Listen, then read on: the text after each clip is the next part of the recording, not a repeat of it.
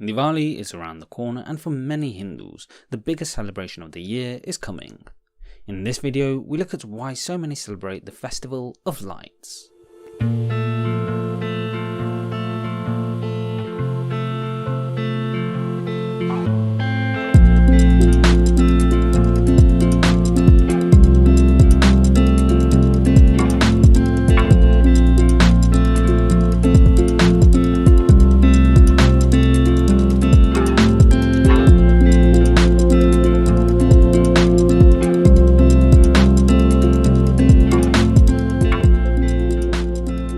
First of all, let me start this video by wishing everyone watching a very happy Diwali. Here, I want to focus on the meaning behind Diwali and why this celebration is so important to so many people around the world. Actually, this video naturally acts as a prelude for what's to come in the future of this channel, as I've been working on my biggest and most ambitious project to date, where I go into Hindu ideas and philosophy, and the life lessons we need to take from it, for which I've created a 10-part series. If that sounds of interest to you, please make sure to subscribe to see it when it comes out.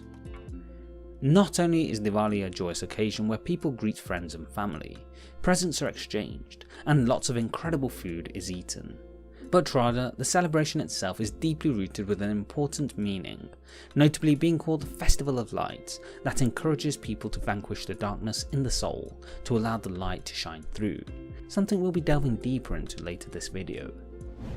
For those new to the celebration, Diwali comes from the root word Deepavali, which means a row of lights, symbolised most prominently by divas that are lit in all Hindu homes to dispel the darkness. However, to really understand Diwali, it's impossible to ignore the Ramayana. The Ramayana is one of the great epics in Indian history alongside the Mahabharata, and remains one of the most important texts in Hindu households, telling the story of Lord Ram, the seventh avatar of Lord Vishnu in Hinduism. Now, I can't really go into depth into the story of the Ramayana, as the 24,000 verses of the text is simply too big and too deep to cover in the space of a few minutes. However, to try and give a quick summary, the story is of Lord Ram, who is the rightful heir to be the next king of Ayodhya, but is forced into exile to a forest with his wife Sita and brother Lakshman due to political issues. During their time there, Sita garners the attention of Ravan, the king of Lanka, who kidnaps her while Ram is out trying to capture a deer for her. On finding out about Sita's capture, Ram along with Lakshman pursues Ravan to save her, meeting various individuals and groups to help them along the way, not least the monkey god Hanuman, who becomes the most devout follower of Ram.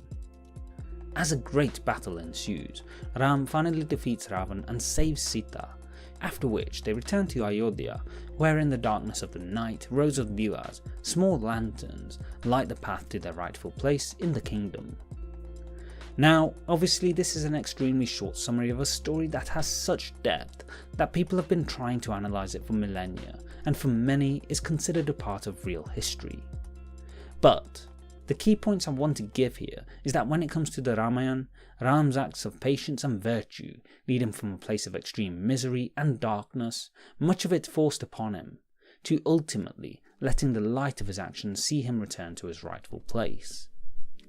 And before we move on, let's not ignore the others in the story, including Sita's purity and strength throughout her ordeal, the strength and unquestionable support of Lakshman, and the devotion and faith of Hanuman, arguably the one with the greatest show of strength in the whole epic. Each character in the Ramayana is layered, deep and a complex and fully realised individual from which we can learn invaluable lessons on life. However, the key lesson here that I really want to share with you is that from darkness comes light. In both Eastern and Western philosophy and culture, the concept of dispelling darkness with light is common practice when talking about the depths of overcoming our challenges in life. The Ramayana tells of this in a way which can be easily understood, as through patience, perseverance and acting virtuously, Ram came across all he needed to help him fulfill his duty to overcome Ravan and save Sita. However, equally prevalent in Diwali celebrations is the thematic nature of light in the midst of darkness. In the story of the Ramayana, when Ram, Sita and Lakshman returned to Ayodhya, they were met with many rows of lanterns to light their path following their ordeal. During the Diwali celebrations, Hindus will light divas in their homes and set off fireworks into the darkness of the night sky, bringing a resplendent and joyful light in amidst the darkness. You see, in life, we're all faced with moments or periods of darkness and suffering. But the key here is that we can dispel that darkness with the light of wisdom, to overcome ignorance with knowledge, and to truly appreciate the light, you must first encounter the darkness.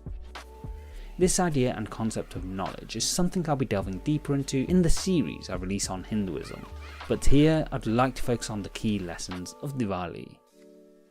The importance of Diwali is that it's a reminder that regardless of all that we've faced in the past year, it's critical to move forward in life with confidence and optimism. For many Hindus, it's a time where they'll purchase new clothes, which has a metaphorical meaning of starting anew with renewed drive and purpose. This fresh start prepares them for the year ahead, ready for what battles may come, and with the knowledge that ultimately their actions will see them dispel their suffering through perseverance. So the first lesson is to never lose sight of the meaning of life. Let Diwali be a reminder of what you work towards, and start afresh in your pursuit towards your goals. This leads us to the next lesson, that optimism and positivity need to triumph over our perceived negativity in life. This is quite a simple concept really.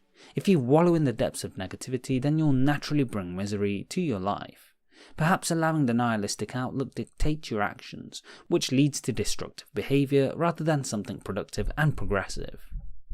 So the next lesson to take away is that regardless of what happens, don't lose sight of what can be. After all, the greatest creator in your life is you. And look, that which is meaningful and of great importance won't come easily, so you need to have great patience in what you pursue, as some things take a great deal of time, perhaps a lifetime to achieve. For many Hindus, the ultimate goal is moksha, the liberation from all material desires, which can take multiple lifetimes to achieve. So work as though your actions today cannot be delayed even by a second, but to have the patience to pursue a goal that may not bear fruit for generations. After all, these are often the most meaningful goals in life.